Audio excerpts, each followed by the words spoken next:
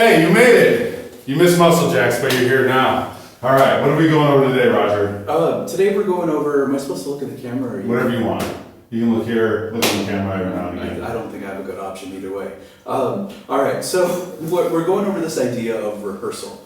Rehearsal really is just moving slowly through some of our basic kettlebell skills in order to see if our physical structures are compatible with some of the form points that we get. So I did a post about this the other day, so this is a little bit more involved. But often you'll get directives from different coaches to say, your hinge should be this depth. The one I did the other day was your punch up and your snatch should be about this level, and there's a range of recommendations from anywhere between the nipples and the forehead. Right. That's going to be a really big difference depending upon who we're talking about. So I want to go over three movements today: the 2-arm swing, the 1-arm swing, and then the snatch.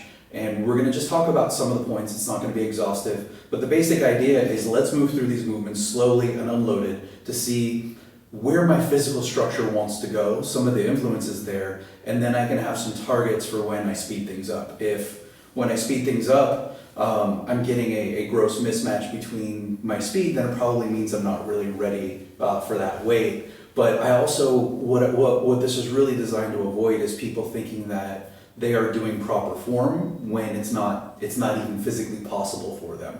When we tend to hinge too low in a way that's incompatible with our bodies, we get a lot of movement through the spine, we get an unwanted injury, so we want to go through that today. So let's go ahead, why don't you cut that? So what you're saying is not everybody's the same, and we're going to teach people how to find where they're different? Yeah, but I already said cut though, so I ruined it. We got to cut. Don't worry, I can cut out this cut and bring back in this cut, all right? I'll be the one that says cut. Sorry. And we don't even have... All right, so what are we going to start with first, Roger, when we're trying to identify how we're actually supposed to move through these kettlebell exercises? Well, I want to keep in mind too that this is just one variable. Right. As soon as you add speed, as soon as you add load, everything's going to change. Got it. If we have injuries, if we have anatomical abnormalities, these are going to be different. This is just one little piece. So don't think because you do this slowly, then it's going to look exactly the same way. It's not. The size of the kettlebell is going to make a difference. The weight of the kettlebell. Right. Are we using a competition bell or a hard style bell? Because you can have the same weight, different dimensions. There are a lot of things. So don't just think that you do this slowly and then you're good to go, because you're not. But what we are looking at first is we're going to look at the 2-arm swing. So take a look at Jeremiah and look at his legs. So go ahead and face the camera, point your junk at him. Yeah. So you can see that he's got longish legs, and you can see the window, what I call the window, the triangle that's coming up from the floor. So basically all of this space, okay, that's where the I'll throw in a fart there for y'all, okay? that's where the kettlebell's going. So go ahead and slide over. So if you look at my legs, they're shorter. My window is not as big, okay? Sorry, I didn't want to admit that on camera, but it's true. So right. when it comes to putting a sizable kettlebell through here, I only have a few options. Mainly, to get that window bigger, I've got to go wider. I want to show you something though real quick. The length of an object will designate the width of the window. So you can see these two sticks are obviously longer than what I'm about to show you in a second, but you can see all this space down here, all this space here. This is going to be a big window created by these two longer sticks. Now, these are the same size. We lean these together. Now, obviously, if you look at the distance between here and here, and here and here, it's much smaller. Much smaller. What we're really just looking at is the longer the structure, the longer the leg, the more side-to-side room that we have. So that's all I wanted to show there. So another thing we need to think about is the ratio of the shoulder and the hip. Not just that, but the relative musculature. So if you look at Jeremiah's shape, if you look at, we've got his shoulder and then his hip, he's a little bit more in line. He's a little bit more of a rectangle here. He's a little bit longer. And if you look at my shape here, if you look at where my shoulder falls, it's outside of my hip a good ways. So this is wider and this is narrower. So I've got a wider torso, I've got shorter legs. So not only do I need to, when I'm doing my swings, not only do I need to bring in my arms from farther out, but I also have to get them through a narrower window.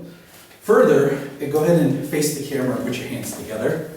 So that's pretty comfortable? Yeah, that's Okay. good. So if you look here, can I go ahead and move? Oh, So if you look here, I'm a little bit busty, I'm like a solid C cup. So when I bring my hands together, this is about as far as they go, okay? I can bring them in here, but I'm contracting my pecs. This is not very comfortable. So now, if you look at the distance between my forearms, it goes from here out to here. So now there's more space side to side. got it. So I've got more space here to fit through a narrower window here. So when I'm doing my two-arm swing, I'm gonna be here, okay? I can link my thumbs and that's probably right around where I am. Okay.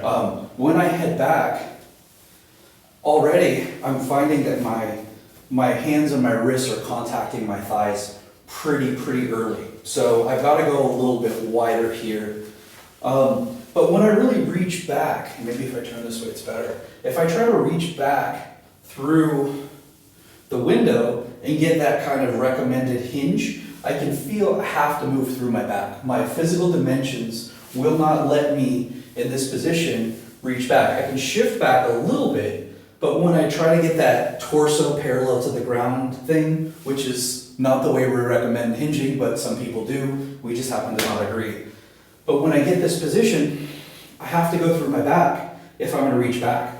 If I'm reaching through this little window, that's about as far as I can get. I can't go lower than that without moving through my spine, without changing something.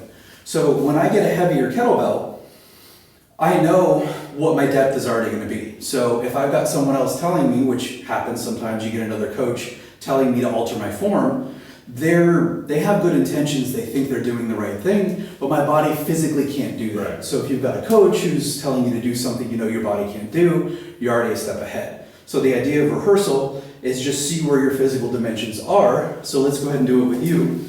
So go ahead and bring the hands together, get in your comfortable stance, and you're gonna go ahead and bring them down and feel at what point do you feel maybe contact between the wrists and the quads? Okay, right about there. Yeah, Okay. right about there. So, and you can see, if we take this guy here, so that's a 48, you can see that fits pretty comfortably in that window. You can see that that's comfortable there. And he's hinged, go ahead and reach back through, okay? So back off, right about there, okay? That's as far as he can go without moving through his back. But still, he's a lot more parallel to the ground with his torso than I was. So I have to be a little squattier, and that's just my form. So when we do this rehearsal, we're seeing what is possible. So I know if I'm watching somebody who's got really long legs and a really short torso, and they're firing these kettlebells back with two arms, it's just not going to work for me. My form does not do that. So I'm not going to attempt to put those form constraints on my body, or I'm gonna hurt myself. Yeah, and I have a question in regard to like some of our female kettlebell lifters. You know, when you talk about where your arms are and the width of it in relation to the hips, if their hips are a little bit wider than their upper body, is it going to be similar to where you are, where you're not going to be coming as close, just so you're not smashing goods and stuff like that? Well, the good thing about rehearsal is we don't need to have these conversations. Okay. All we need is people to get out there and physically put their arms out. Because again, we might have someone with wider hips, but what if we've got the difference between an A cup and a D cup? Right. We've got boobs we gotta reach around. That's gonna be different. That's gonna change this arm angle. So it may not matter how wide the hips are. Generally, women have wider hips than men. Yeah. So the ratio of the shoulder to the hip is going to be a little more favorable for getting the kettlebell through. But again, if we've got bigger boobs versus smaller boobs, we're going to have stuff in the way. So rehearsal is just about physically moving, seeing what is in the way. You cannot change, at least not easily without some weird exotic surgeries, the length of your bone. Probably not covered on your insurance. No, okay. So we're not going to change the lengths of our bones or how these things interact. So all we're doing is going through slowly and just kind of marking where everything is. So that's the two-arm swing there. Good. So just like you said, put yourself in a position. Try it.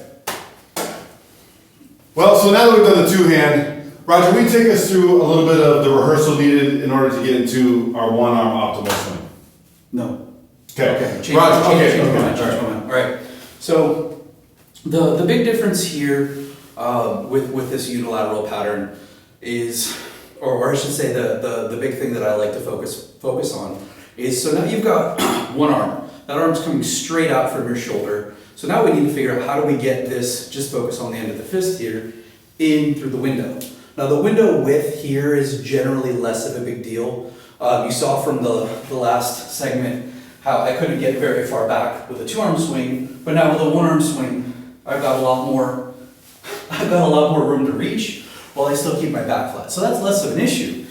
But now what remains is how do we get this fist in line with my jump? Because that's where that kettlebell is going, right around this region. I'll censor that out. So we have a few options. Now we could adduct horizontally, so bring this in here. That puts that in line, but that also disconnects the shoulder. Okay, you don't have good control over the shoulder in this position, so we probably don't want to do that, or we don't want to do that much.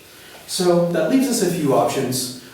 The first one, and again, you know, when you look at the relative difference in between shapes, okay, if you have shoulders that are a little more in line with your hips, you're going to have less diagonal space from there to there. You have less room to cover, or I should say we're really looking at this space here to here.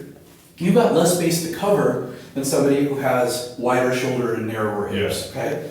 So I've got a little more room or distance that I need to cover than you. So what we're looking at then is how do we get the fist in line with the pubic bone here. So I can internally rotate. So remember, we've got my handle going this way. I can internally rotate the shoulder a little bit. And as if I'm coming down here, I've made up a good bit of that space. Now, not a terribly strong position, I feel, for me. Okay, if I had a ton of motion, and maybe less distance, then maybe that's all that I would need to do. But a very common directive for a one-arm swing is to keep your shoulders square. Okay, well, I can't keep my shoulders square without doing that. It is physically impossible for me to do that. Okay, so I can rotate here. Okay, another option is to rotate through my T-spine. Okay, belly button staying still, so not a ton of lumbar movement, but you can see as I'm rotating here and coming forward, now that's allowing the fist to come forward here. Another option, which is the one I prefer and I like the best, even though you're probably gonna have some probably combination of the three, okay, is moving in moving the pelvis over the femur. So this is still staying neutral as it's going to stay. It's not going to stay neutral. That's all bullshit. It's not possible. But we want to maintain some version of neutral while we're moving the pelvis. So the rib cage and the pelvis as a unit over the femur. So if you watch, when I'm moving, I'm keeping this still, or I should say I'm keeping them stacked.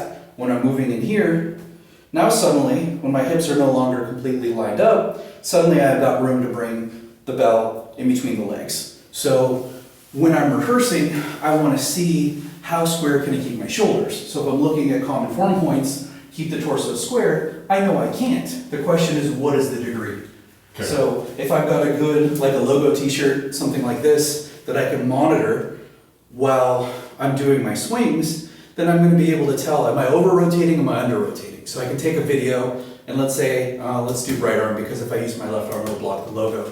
But let's come in here, and let's say this deviation of the logo is going to be the amount that I need to rotate. If I start doing my swing, and I'm doing, let's say, slow motion analysis, if I come through, this logo ends up way back here, I know I'm over-rotating, I know I'm rotating a lot more than I need to. So I'm going to want to analyze that movement and see what's going on, if that's not my intention. Maybe that's your intention, that's on you, but I want to stay as square as I can, but I want to know to what degree I need to move. Yeah, so there's still going to always be like this element of rotation, even though you're trying to stay square.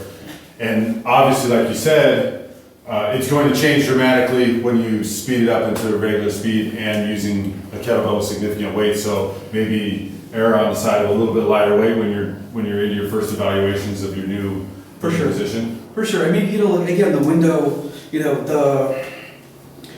I don't really need to, with one arm, I don't really need to move if I'm doing like one arm swings with the 40 kilogram, but if I'm using a hard style bell, if I'm not using a competition bell, so if the physical dimensions are getting bigger, as the weight is getting bigger, once I hit a 48, I need to bring my feet out wider, okay? That's gonna change things too. Again, it's gonna make that window bigger, so the distance I need to cover is a little bit less. The problem here though, is I don't feel like I've got as much power. I don't feel as in control. I can't generate as much power. So there's going to be a give and take there. But again, these adjustments are all going to be based on this rehearsal to see what is theoretically possible. We start loading it up, we start speeding it up, things are going to change, but the question is how much are they changing? Yeah, you just have like a good base starting point for what you're looking for. Excellent. And then obviously different size bells, different rehearsals, right? Yes, sir. Cool. Good. All right. So now that we've covered the two-hand swing and the single arm swing, we're going to shift over and we're going to elaborate a little bit more. If you want to see the original post regarding the positioning, you can check it out on our Instagram. All right, that's where I'm going to insert the name. Okay. But Roger, how are we going to rehearse for the snatch? Okay, so this is one element. I don't like the notion that you should have one hinge or one lower body position for your swing, your clean, and your snatch. You have three very different physical objectives that you're trying to achieve. So for the first one, for a swing, even if you just go through body weight, go through a swing, okay? You're taking the kettlebell, you're reaching back as far as you can. We're really creating horizontal displacement, and it's coming up to the end of your arms. So if you look at the path, you're really trying to bring the kettlebell from the ground up to here, back to right about there. We've got a very particular path that the bell's trying to achieve. Now the snatch, the clean, well, let's take the clean. You're going from there, and we're looking to now not only bring this a tiny bit, it's about the same level, but you're now going from a diagonal. You're going from there to the outside of your arm. So whereas the bell for the swing is going to end up here, okay? Got it. The bell for the clean is going to end up here. So we need a slightly different trajectory. We may not want as much horizontal displacement because it's going to make it really hard to hold that clean. So cleans are going to have a little bit, in my experience, a little bit of modulation to hip power, and it's not going to be identical. Then we get to the snatch. Now we're taking a kettlebell from the ground, swinging it back through our legs and ending here. So we've got a lot more of a vertical element. So this is important because when you're going to kind of mark where your punch up is going to be, what we're doing next, you want to keep that in relation to your window. Now what I said, when objects are, when we have two sticks that are longer, there's more distance that way. So the height is changing the window. So if I were to put, a measuring device here at the top of your head, go ahead and spread your legs. Dirty. That was just so easy. Too easy. I don't even drink. So you can see how he's shorter now just by opening his legs a little bit. So the distance that your feet are open is going to be relevant, and how far back you're going in your hinge is going to be relevant. So if you're preparing to go get into your hips less and use maybe a little bit more quad and a little bit more vertical trajectory, then you may find that your stance is a little different. That's going to change the level at which your arm rotates. So that's first of all. Now, this is set up, I set this up yesterday actually, but this band is set up where I am, where my stance is comfortable. So I'm coming here, and again, what I'm trying to figure out is what level do I want to begin my punch up. Okay. So there's a range. People will recommend all the way up to the head. Some people will recommend to the nipples. Again, you don't know where my nipples are. Like, it's not your business. So not if you're wearing that shirt, we don't know where they're at. But so what I'm looking to do is see at what level my proportions match with my strategy.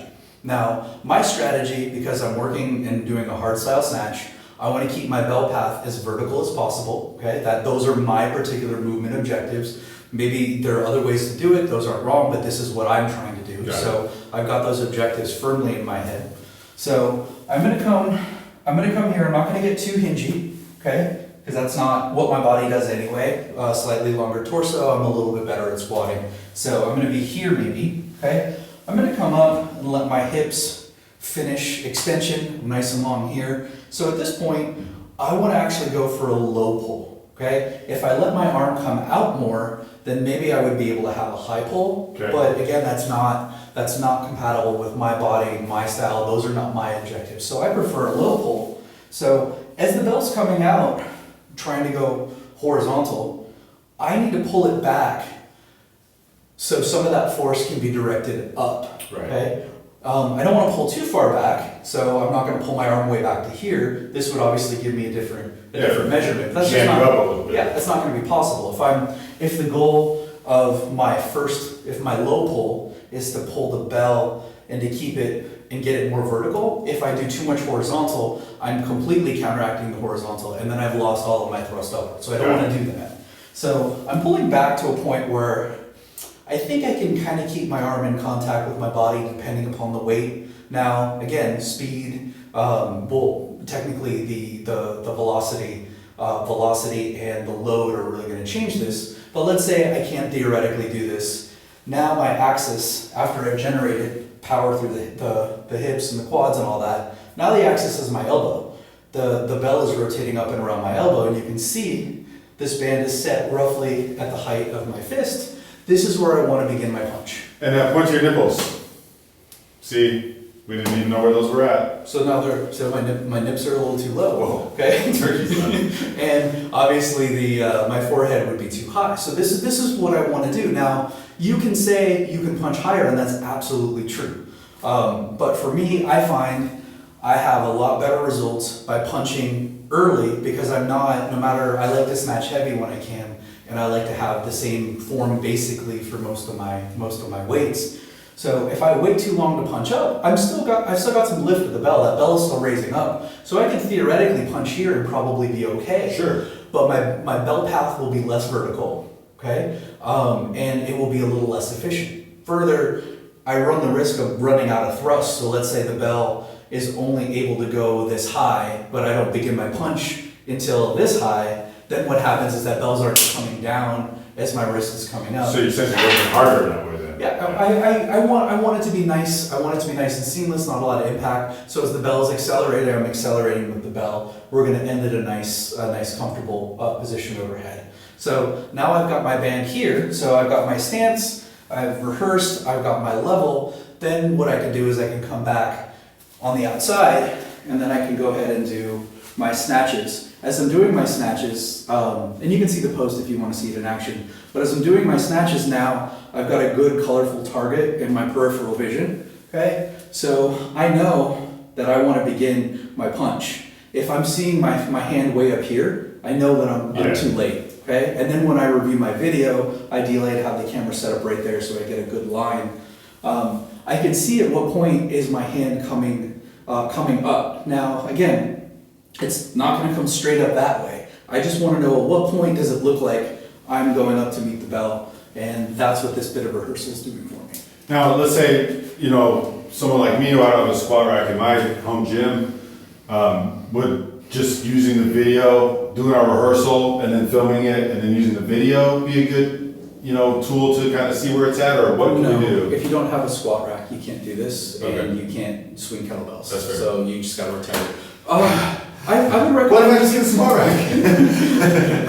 You can do, painter's tape is really good on the Okay, wall. So yeah. you can, you can see where you are here and just kind of swing up. Maybe make the tape on the wall. That's another thing. It really doesn't matter. You can. That's good. I'll take that. No need to elaborate. You either got your squat rack in your band, or you got your painter tape. So make sure you get that. Yeah, those are easy things to do. And again, this is you're not going to see a complete one-to-one. And if you film all of your different weights, these things are going to happen a little bit later. But the basic idea of this video is to see where the advice you may be getting is incompatible with your body structure, and that happens a lot. So people, will think, for example, they have to have this super deep hinge, and a lot of bodies are just not made for that way, and they're like, well, I can't get any power, and it's hurting my back. Right. It's not your structure. And when you do this rehearsal and you move nice and slowly, you can see that's just not going to work for me. And you've thought about it. That way when someone comes and criticizes your form, which a lot of asshole coaches like to do, even though they don't know you, or what your goals are, you can say, well, I appreciate your input, but, and then But Coach Roger said, rehearse it, and this is what I came up with. And stop being an asshole. Yeah, Also said that. Be nice, Eric. Be kind. Yeah, so those are all really solid stuff, and I can't wait to try them out. So remember, rehearse your two-hand swing, rehearse your single arm swing, and then go ahead and rehearse your snatch. And with the band or a little painter's tape, you'll get to see where your punch is at. And if you want some feedback on your videos, go ahead and visit our website, www.theironrevival.com, and you can click the link there to upload a submission for us to review. Anything else we need to add to our rehearsal? I think we're good. You can do it with whatever move you want. They're going to be, you can play with squat depth, you can play with press level. One thing, especially if you're going to certain certifications, you got to make sure that the fist stays below your chin before you begin that press.